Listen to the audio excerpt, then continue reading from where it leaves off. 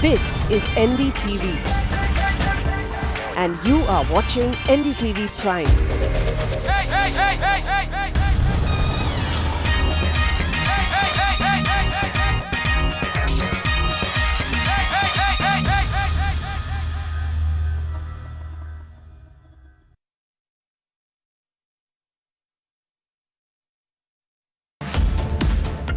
दिल्ली के दो कड़क लौंडे के साथ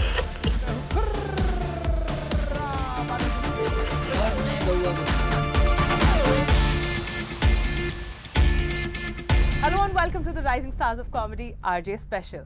I'm Akriti Tyagi.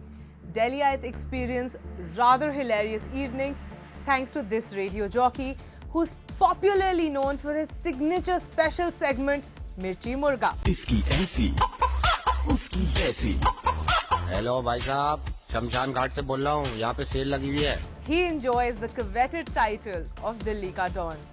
Please welcome RJ Naved. Radio मिर्ची 98.3 एफएम सुन रहे हैं आप दिल्ली के डॉन नवेद के साथ। गुड इवनिंग, अस्सलाम वालेकुम, क्या हाल चाल? Let's meet the man himself, RJ Naved. Thank you so much for being a part of the show. Thank you so much, my pleasure. I have to tell you that I have literally, I mean, for the lack of a better word, मैं आपकी आवाज़ सुनते हुए college से और मतलब मेरी office की पूरी जर्नी जो है हाँ। वो आपकी आवाज़ सुनते हुए रोज़ मैं वापस घर गई हूँ. So I am a huge fan of yours and I'm pretty sure we have lots of people out there who are big fan of yours. हमें जानना है RJ नावेद के बारे में, the person that he is. हमें शुरू से अभी तक का बताइए थोड़ी सी जर्नी. शुरू से अभी तक सबसे पहले तो पैदा हुआ मैं, ये उससे पहले का मुझे पता नहीं, लेकिन सबसे पहले पैदा हुआ। तो मैं यूपी से हूँ।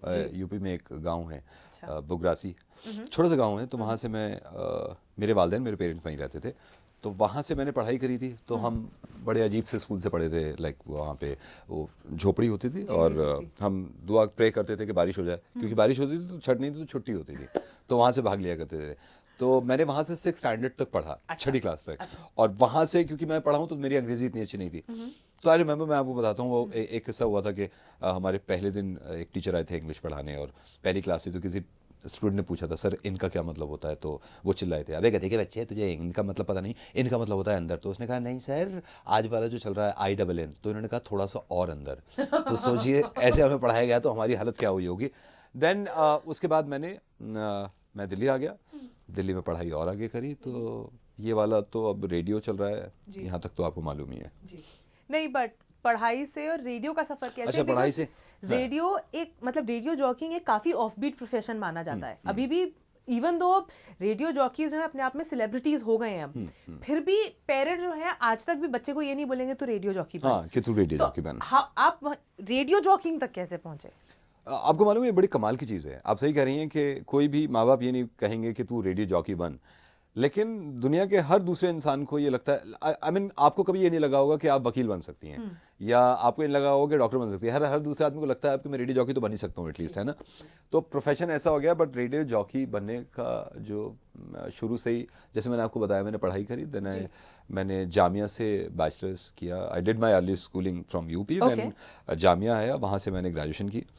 उसके बाद एक मोबाइल कंपनी थी, अच्छा, जिसपे मैं कॉल्स लेता था। वो एक इनबाउंड प्रोसेस था जिसपे 8-8 घंटे लॉक्ड इन रह के मुझे कॉल्स लेनी होती थी। जैसे आपने बोला आपको बोलने का शौक था, तो वो लोगों ने कहा कि ऐसे बोलने का शौक है तो वहाँ कर ले। तो मैंने वहाँ पे काम किया।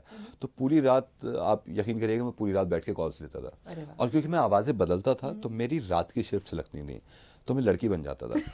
तो लड़कों को प्लान लेना हो ना लेना हो, वो पूरी रात मुझे पटाते थे। मैं एक्चुअली बता रहा हूँ, और मैं उनसे पटती थी। कोई इंसिडेंट मुझे सुनना है। मैं आपको बताता हूँ।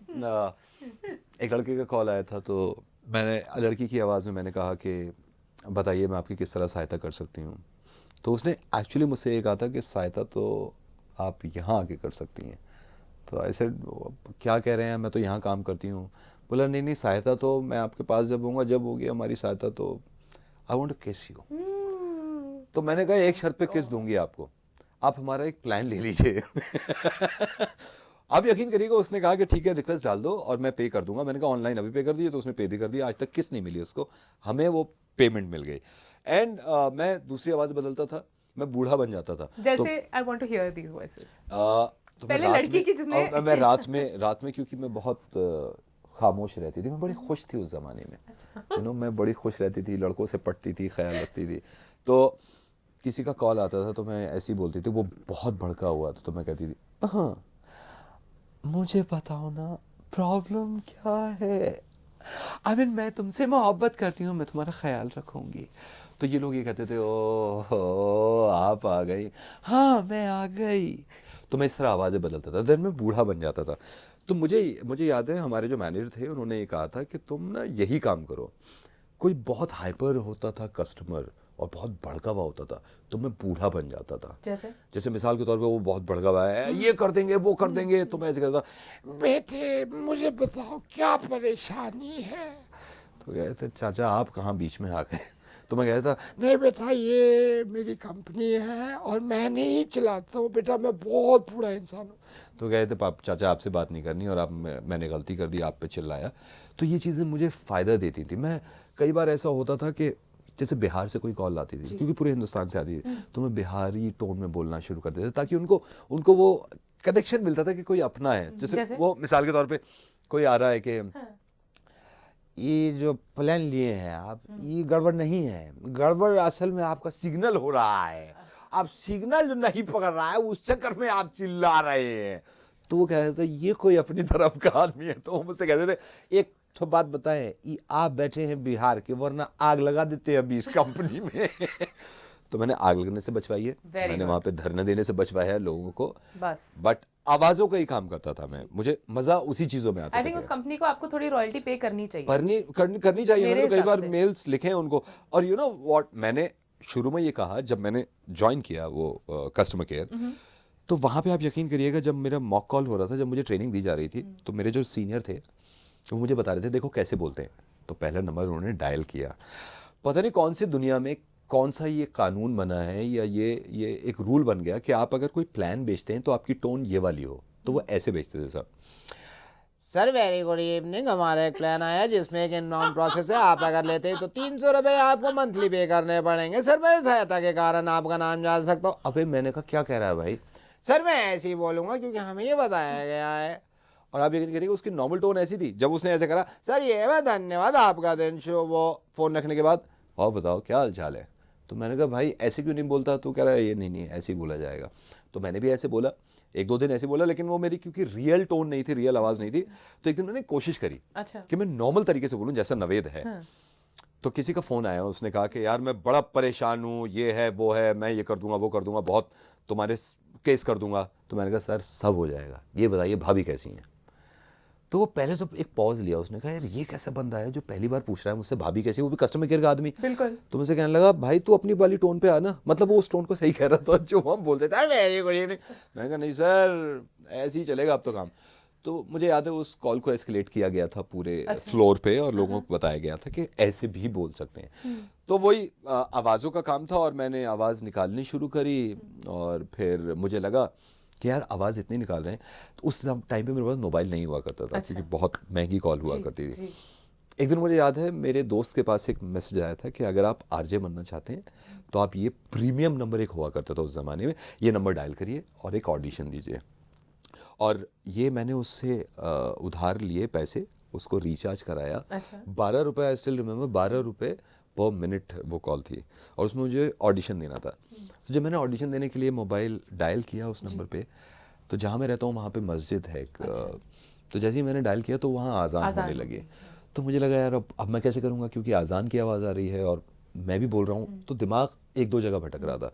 फिर मैं, क्योंकि ये जहन में था कि मेरे पास सिर्फ 12 रुपये और मुझे ऑडिशन भी देना है, फिर मैं भाग के गया। एक बहुत ही छोटी सी दुकान थी, लाला जी कहते हैं हमारे इलाके में, उनकी दुकान में, क्योंकि मुझे फिक्र थी कि यार ये पैसे खत्म हो गए तो मर जाऊंगा मैं। तो मैं उनकी दुकान में घुस गया और मुझे रोकने लगे, कहाँ जा रहा है। मैंने कहा सर बात करनी है, मेरी माँ आईसीयू में, बात करनी है, लास्ट बात कर रहा हूँ। तो वो ऐसे करने लगे, अरे नहीं बात करो। तो जैसे ही वो बैठे मैंने कहा जी हाँ मैं हूँ आपका अपना आरजे, मेरी आवाज़ सुनिए। तो कह रहा है ये तेरी कैसी माँ बीमार है भाई, किससे बात कर रहा है। तो मैंने उनसे फिर माफ़ी मांगी। मैंने कहा यार आप प्लीज़ माफ़ कर दीजिए, ऐसे ऑडिशन था। आई रिमेंबर उन्होंने कहा था कि फर्स्ट डेली टाइम्स का फर्स्ट पेज का फर्स्ट आर्टिकल पढ़िए। तो मेरे पास फर्स्ट पेज भी नहीं था, फर्स्ट आर्टिकल भी नहीं था, लेकिन फिर भी मैंने उनको कुछ कहा कि मुझे एक चांस दीजिए और आप मजबूर हो जाएंगे मुझे लेने में, और क्यों अपना वक्त ख़राब कर रहे हैं दूसरे ऑडिशंस लेके जब ये मिल गया आपको। तो थोड़ा सा कॉन्फिडेंस दिखाया। तो उस तरह मैं 2004 में, दैट वाज रेडियो इंडस्ट्री का पहला आरजे हंट था, वो प्राइवेट एफएम का। ओके और देयर वाज समवेयर अराउंड 30 शायद 32,000 पार्टिसिपेंट्स जिनको, और उनमें से एक लेना था। तो इन्होंने इतने राउंड्स लिए थे, रेडियो मिर्ची ने इतने राउंड्स लिए थे, आप यकीन करिएगा आकृति, कि मुझे रगड़ दिया था। और राउंड्स बड़े कमाल के थे कि लेट जाओ और जोक सुनाओ जोक सुनाओ जोक सुनाओ। तो मुझे ऐसे पूछते, और दरवाज़ा देखो, मैंने कहा देख लिया, दरवाजे पे कुछ बोलो।